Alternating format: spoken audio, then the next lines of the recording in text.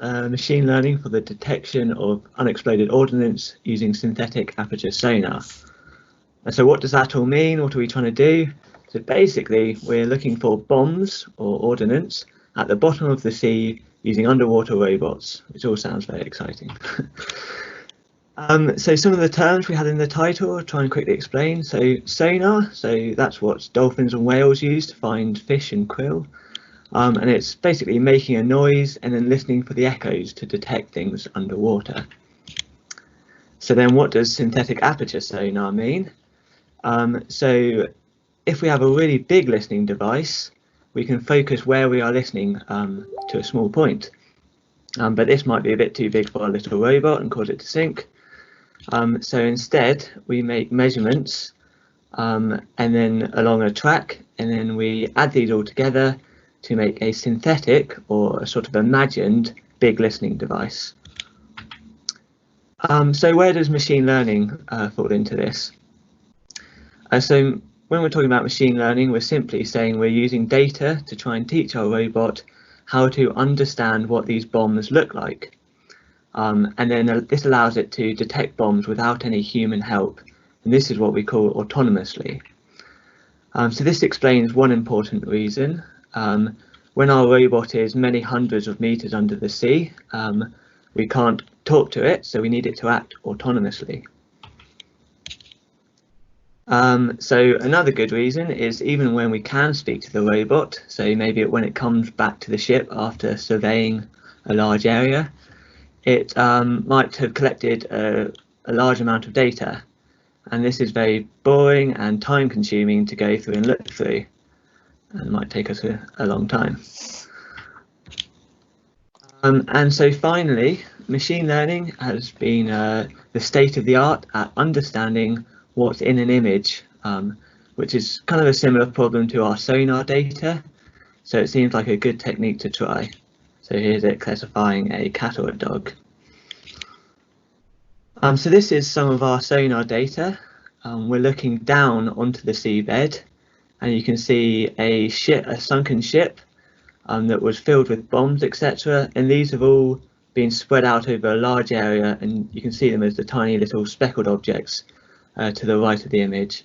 And these ones in particular are chemical bombs, so they're particularly nasty. And this is what they look like close up.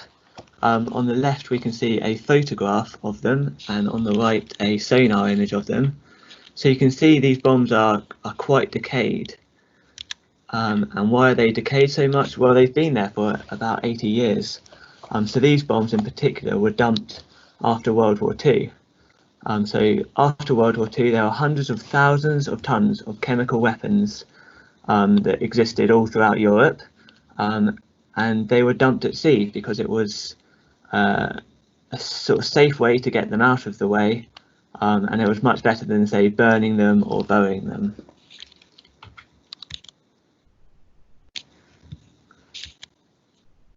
However, environmental concerns and things like fishing activity and maybe engineering projects mean it'll be really good to have a good idea of where all these bombs are, and also crucially what condition they are in.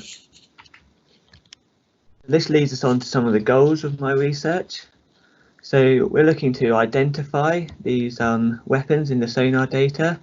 We also then want to assess what kind of condition they're in. And also importantly, we want to make sure our autonomous system can explain its decisions to humans. And this is a sort of key part that ties in with the Art AI Centre's goals for transparency.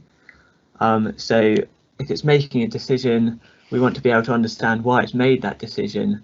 And so that's crucial for improving the transparency and trust in AI systems. So lurking beneath the surface, we have some of the challenges.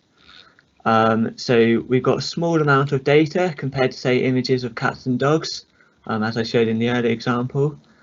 Our targets, as we saw, are quite decayed, so it's quite hard to see what they are. And we also might encounter new and unexpected objects. So if our machine learning system sees an object that looks different to something it's being trained on, then it's quite hard for the system to tell us that it doesn't really know what it's looking at because it hasn't seen it before.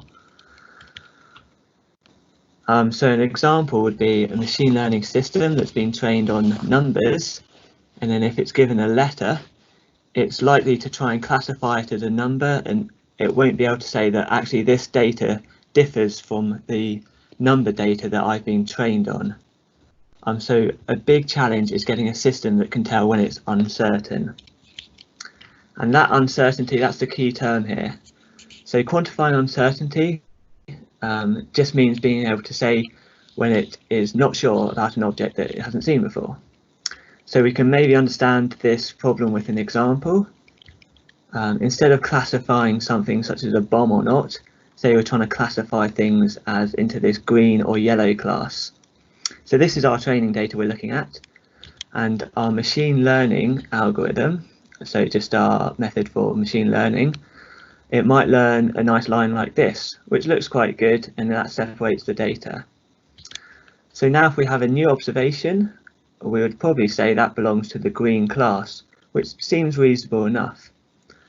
But after perhaps we look at some more training data in hindsight, it might look like this.